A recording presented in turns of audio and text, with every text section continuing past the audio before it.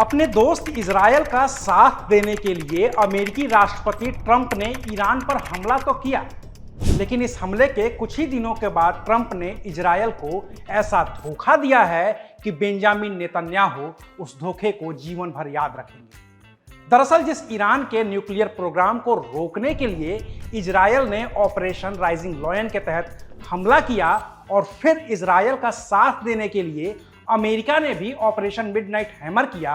अब ईरान के उसी न्यूक्लियर प्रोग्राम के लिए अमेरिकी राष्ट्रपति डोनाल्ड ट्रंप ने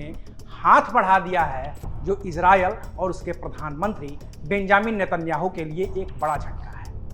नमस्कार, मैं हूं अविनाश और आप देख रहे हैं एबीपी लाइव।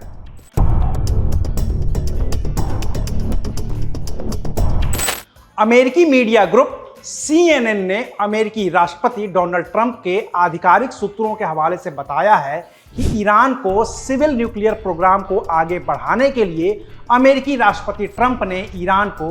$30 बिलियन की सहायता देने की पेशकश की है। साथ ही साथ अमेरिका ने ईरान पर लगे सारे प्रतिबंधों में भी छूट देने को कहा है और ये भी कहा है कि अमेरिका ने ईरान के जिस फंड पर रोक लगा रखी थी उसे भी अब वो हटाने को तैयार है।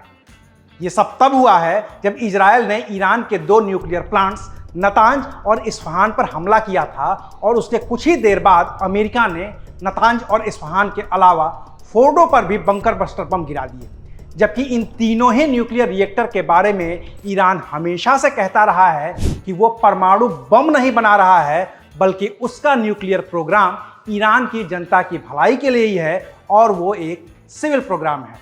ट्रंप को शायद ये बात ईरान के तीनों परमाणु ठिकानों पर हमले के बाद समझ में आई है, लिहाजा अमेरिका और ईरान के टॉप अधिकारी बात कर रहे हैं और अमेरिका ने ईरान को सिविल एनर्जी न्यूक्लियर प्रोग्राम के लिए 20 से 30 बिलियन डॉलर दिए जाने की पेशकश की है। ट्रंप प्रशासन के सूत्रों ने यह भी कहा है कि यह पैसा अमेरिका सीधे ईरान को नहीं देगा, बल्कि वो अपने अरब देशों के दोस्तों के जरिए यह मदद ईरान को पहुंचाएगा। इससे पहले ट्रंप खुद आधिकारिक तौर पर कह चुके हैं कि वो अगले हफ्ते ईरान से मीटिंग करने जा रहे हैं, जिसमें कई बातें होनी हैं और उसमें परमाणु कार्यक्रम भी शामिल है। इस बड़ी रकम के निवेश के अलावा अमेरिका ईरान के विदेशी बैंकों में जमा पैसे पर से भी प्रतिबंध हटाएगा और इसके जरिए ईरान करीब $6 बिलियन की रकम अपनी मर्जी से खर्च कर सकेगा।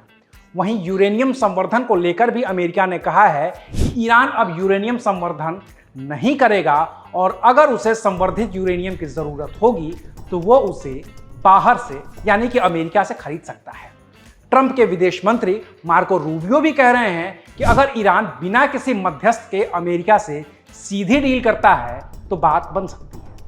कुल मिलाकर अमेरिकी राष्ट्रपति डोनाल्ड ट्रंप ने ईरान को लेकर जो पहल की है उससे सबसे ज्यादा नाराज इजरायल और उसके प्रधानमंत्री बेंजामिन नेतन्याहू ही होंगे। ईरान को पैसे देने और उसके परमाणु कार्यक्रम में मदद के बाद नेतन्याहू अमेरिका के दोस्त रह पाएंगे या नहीं, ये तय करना ट्रंप और नेतन्याहू के हाथ में है। शुक्रिया, आप देख रहे थे एबीपी लाइव।